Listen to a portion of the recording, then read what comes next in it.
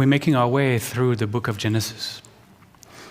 We are, in fact, getting close to, we are past the halfway point. And this week we learn about Jacob coming back to Canaan. He had fled years before and spent almost a couple decades with his uncle, his mother's brother, and now he's returning to Canaan after his long exile. And he's grown, he's been fruitful, and he has multiplied, as the Torah told him to do. And he comes home with a big family, a big clan. He's amassed some wealth in the shape of a large flock, because that's how we measured wealth at the time. And he's got a few wives, as we did at the time. Among them, Leah and Rachel. And I want to talk about Leah and Rachel tonight, specifically since this is the theme of the divine feminine. And so we want to highlight Leah and Rachel tonight. But before I do that, I have to take you on a little bit of a walk. I'm going to take you on a little bit of a walk down the alleys of the dark alleys of Jewish history. I want to bring you all the way back to the Middle Ages, also known as the Dark Ages for a lot of different reasons, one of which, we're going to see. There is a struggle in those during that time. There is a major struggle that the church is having with Judaism. We're okay, but they're not. They're not okay because they've been around now for 1,000 years or so, and they're just can't figure out why the Jews are still here. Why the Jews are still here? After all this time, they should have seen the light, understood that Jesus came and gave birth to the new synagogue, the new church, and they should have just left their old synagogues, decrepit synagogues, and become Christians. How is it that they're still around? It's a dilemma for the top leadership of the church at the time. They see that the Jews obviously are reduced to kind of some difficult situations. They make sure that's the case. But at the same time, they want to keep them around. Why? Because they want to be able to point to the poor Jews in the ghettos who are struggling to remain and to stay alive and to eke out a living and say, look, what a terrible nation this is. Look of what they have become. Why? Because they have not yet accepted Christ into their heart. And therefore, we keep them around to prove to our people how good they have it. Which was a hard sell in the Middle Ages, but nonetheless. If you could have it better than the Jews, then it wasn't so bad. And so they use every tool in their arsenal to communicate this narrative of the church being superior to Judaism. Obviously, look at those poor Jews in the ghettos. And one of the ways to do that is they use our scriptures against us. They, for example, use their own interpretations of the book of Genesis, which we are traveling through this month, and point to all of those stories we've been talking about this last few weeks, all of those sibling rivalries. Where we talked about Isaac and Ishmael, we talked about Jacob and Esau, right? It's all over the book of Genesis. It's quite interesting. And they point to the fact that the chosen son in all of those stories is the second-born. The second-born son is the chosen one. The first-born son, Ishmael or Esau, is the one that is rejected. Therefore, You know what's coming after that, right? Therefore, those stories in the Torah are exactly alluding to the fact that the firstborn of God has now been rejected, Judaism namely, and that the church, the secondborn, is now the chosen one. Obviously, I mean, look at all the stories in your own scriptures, friends. And they double down on that story at the time with the story of Rachel and Leah. Hence, me walking you down the dark alleys of Jewish history. Because once again, Leah and Rachel and Leah serve as an allegory for the church to prove itself to be the chosen church, ecclesia, right? And the rejected synagogue, which they name synagoga. And the dichotomy was the fight between, or not really a fight, but ecclesia v. synagoga. Now, how come? How come they can use Leah and Rachel to make their point about the chosen church and the rejected synagogue? They come and they quote our own verses. And they say, well, look, in Genesis 29, verses 30 through 32, you read, Jacob loved Rachel more than Leah.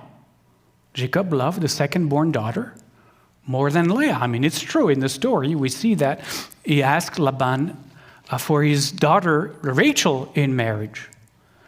And then Laban tricks him and gives him on his wedding day and his wedding night a veiled wife who he thought was Rachel. Jacob thought might be Rachel.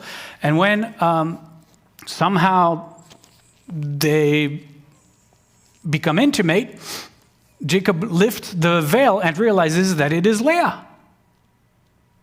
And so the next morning he goes to Laban and says, what have you done? I asked for Rachel, and Laban says, you can't have the second-born child. In our tradition, as you well know, we need to marry the first daughter first. So though you waited 7 years to have Rachel, you're going to have to work for me another 7, and then you can marry Rachel. And so the Torah, it's true, says Jacob loved Rachel more than Leah. Another verse that they are using is seeing that Leah was unloved, Yud-Heh-Vav-Heh, God opened her womb. Right? She became pregnant, and she had a son. And her firstborn son she names Reuben. Now, Reuven means, as far as Leah is concerned, she names her son. His name is to mean, and I quote, God saw my pain of being unloved. That's a tough thing to give a child.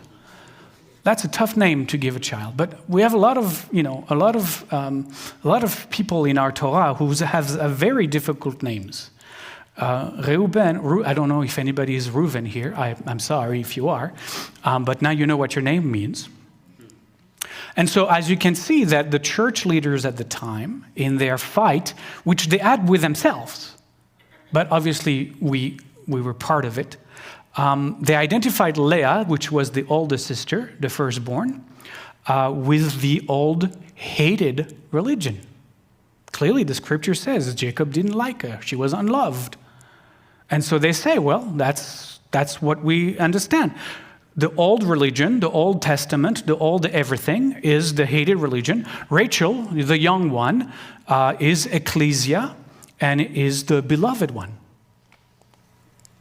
And so in medieval times, they sculpted figures of two different women on the facade of their churches, on the facade of their cathedrals, sometimes at the corners of the streets. And they had two women, which you can imagine being Rachel and Leah. One of them was Rachel, was ecclesia. And ecclesia was always represented standing straight with a beautiful crown on her head, and usually a cup of wine, a chalice. And next to her was synagoga. And synagoga was represented bowed over, her crown falling off of her, a spear broken, right? And her eyes cast down, which is interesting because that's one of the ways that Leah is described, having weak eyes. And so I think they picked up on that as well. And these figures, these little statuettes, were everywhere. So if you lived in a Christian neighborhood, which was all the neighborhoods, right? And you were Jewish, and you were allowed to, every other block, you would see the depiction of ecclesia v. synagoga. And obviously this was a profound theological message that the church was sending to everyone around as to who was the better place to be and who was the better religion to belong to. And it was about humiliating the Jews, and it was about showing the victory of Christian truth. And so Jacob's, as far as the church is concerned, recalibrating Jacob as hating Leah served for the church as scriptural weapon against the Jewish religion. And now we have to pause for a moment, because we have to think. Because there's a real problem in that. There's a real problem in that the church did that it doesn't make really a lot of sense. I mean, I understand what they were trying to do, of course. It was all propaganda before propaganda existed. Fair enough. But think about it. If Jesus is the Messiah, which is what they wanted to prove, then Jesus, as they affirmed, descended directly from the Davidic lineage, because in the Torah, the Messiah will come through David, through King David. It would have to be the family of, the lineage of King David. And so they clearly said, Jesus was the inheritor and the link in the chain of the Davidic of King David, King David's lineage. Now we have a problem with that, because King David is himself a descendant of Judah. And Judah is one of the sons of Leah. And you see the problem? So they want us to recognize Jesus, Messiah, praising Rachel to be the church where Jesus should be descending from Leah, who is the cast down synagoga. There is a little bit of a problem here. I don't know how they reconcile it, but I'm sure they did. I mean, you can always figure it out. Now, for the rabbis, for the Jews, because obviously the Jews had to live with that, and for the rabbis, it was impossible to fathom what the church was trying to do. They couldn't have any one of the Jewish matriarchs, first of all, belonging to the church, but they couldn't have any of the matriarchs, especially Leah, who was the matriarch who gave birth to half of the 12 tribes, being described the way it was described. She was described as being hated, as being downcast, as being broken. And you see in rabbinic literature a lot of rabbis who step up to defend Leah, to explain away Leah. One of the arguments is, how could Jacob have hated Leah and still had 6 of the 12 tribes children with her? I mean, if you hate a woman, you don't have 6 kids with her. I mean, I don't know. It was one of the arguments they were making, trying to defend Leah, and they did. My favorite, of course, but that's just me, is the argument that the Zohar is making, because our mystics too got involved. The Zohar is the central book of the Kabbalistic tradition.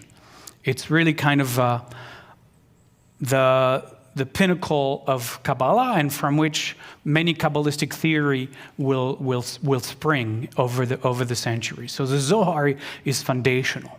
And the Zohar steps into the dispute.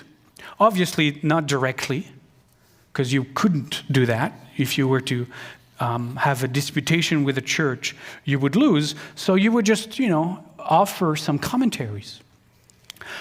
And for our mystics, for the mystics of the Zohar, it was very clear to them that Leah and Rachel were two sides, or embodied two different profiles of the Shekhinah, of the divine feminine. Each of them embodied one side of the divine feminine.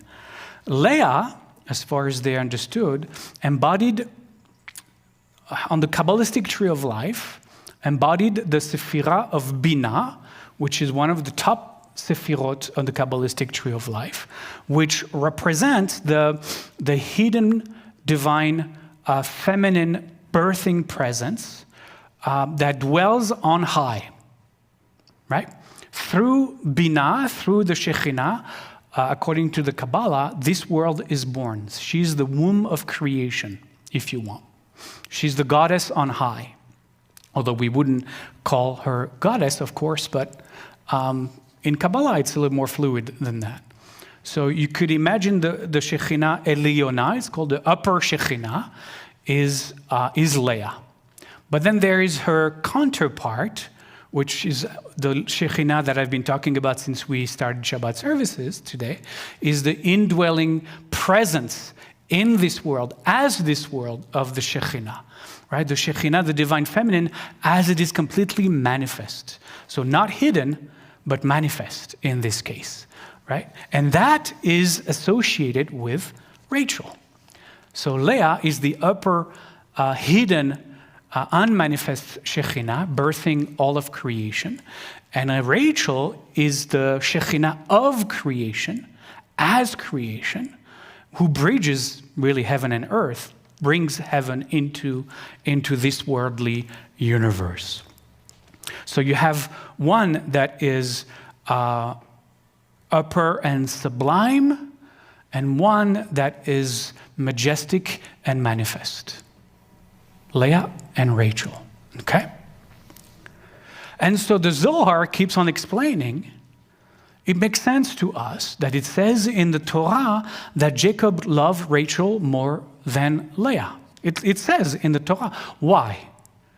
And they tell you, well, because it's so much easier to love that which is manifest, that which is here, that which is present, that which is physically available. They quote the description of Rachel as she's shapely. Right? And so they say, she is the Shekhinah that is shape, that is form, the form of the creation. Right? And so they say, Jacob, it was easy to love Rachel because she was right here. She was really a presence in the manifest world. He had a lot more challenges loving Leah because she was more aloof. She was more, her head was more in the heavens, right? She was more unattainable. She was connected to the higher realms, right? She was deeply spiritual. She wasn't very much, incarnated. She was more of that ethereal presence. And so for him, she was almost beyond his grasp. He couldn't fathom, he was baffled by her. He didn't really understand who she was. That doesn't mean he didn't love her. The Torah doesn't say he didn't love her. He said he loved her less because the kind of love that he had with Rachel was easy to consume, was easy to be with. And so Leah was never seen, as far as the Zohar is concerned, as inferior to Rachel. In fact, she was superior. She was the one connected to the heavens. She was the deep one that was channeling the divine presence in her life. So don't blame Leah for Jacob's inability to love her. It's kind of a natural thing. He loved Rachel more because she was easier to love. So you see that the Zohar is recasting the story and re-understanding the story from this spiritual level, from this spiritual place. So they didn't seek to argue with the church, because you couldn't argue with the church, because you would never win. But what they did is that they elevated Leah to the level of Binah, to the uppermost levels of the Kabbalistic tree of life.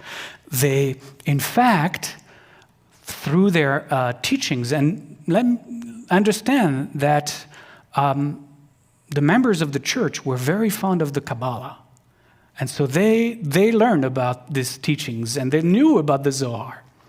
But what the Zohar did is that they exalted synagoga, which was Leah, above ecclesia. That's what they did.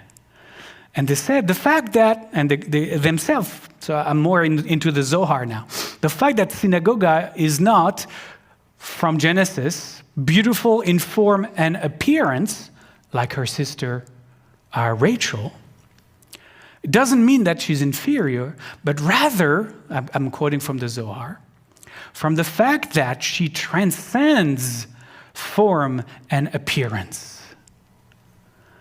Just as Binah is hidden from our eyes, and just as Leah is hated because she is hidden, so is Judaism, which cannot be discovered by outsiders who have eyes of flesh, because Judaism exists above and beyond human perception. So what are they saying? They're saying, the church rejects the old religion in favor of the new one because they suffer from great theological blindness. That's what they say. They do that out of the dullness of the senses, their inability to grasp the beauty of Judaism, to discern its depth and its connection to the highest. The church, it's clear, they conclude in their commentary, the church, it is clear, prefers the lower spiritual realms, the revealed dimensions of religion that Rachel may have represented. But we prefer the higher dimensions, the hidden dimensions that Leah represented. We are more interested in connected to the supernal than we are to the material. And so what the Zohar was trying to do is really restore the image of Judaism. But their target audience were the Jews themselves, because they knew that the Jews walked the streets of their neighborhoods and saw the statues and saw what the messages were, how Judaism was depicted and painted and hated, and the Zohar came to say, no, don't listen to those commentaries, don't listen to those attacks. Reconnect to the depth of your own faith. Reconnect to the truth of your transcendent connection with God. They wanted to convince the Jews that they didn't have to hate themselves, that they didn't have to take on, how do you say, internalized racism, right? Internalized anti-Semitism, internalized anti-Judaism. They didn't have to let themselves be turned against their own faith because of the propaganda on the streets where they lived.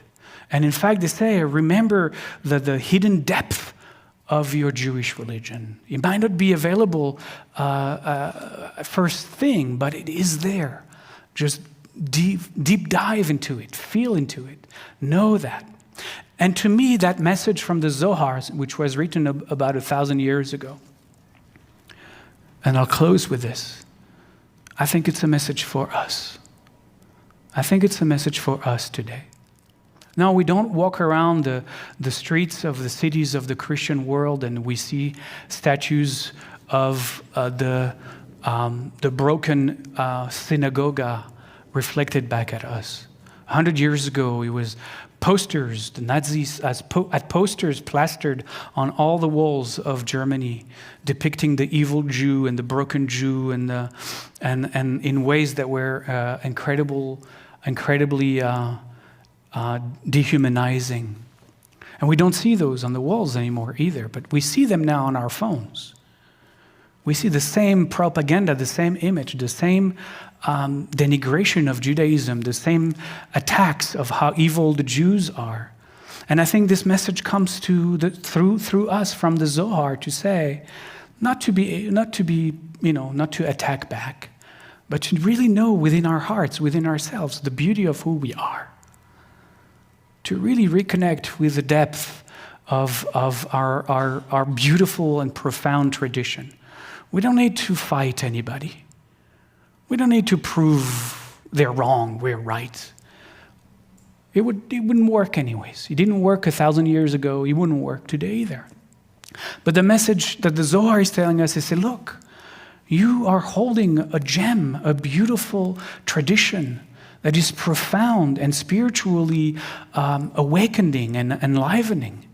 Focus on that. Be with that. Cultivate your own being. Cultivate your own connection with God through your own tradition. And let the how do you say? Let the cards fall where they may, or something like that. And I just connect with this teaching today, and I invite all of us to be Jewish. To be Jewish. Yes, that's it. We don't need to be angry at anyone. Just be Jewish, profoundly and connectedly from your heart.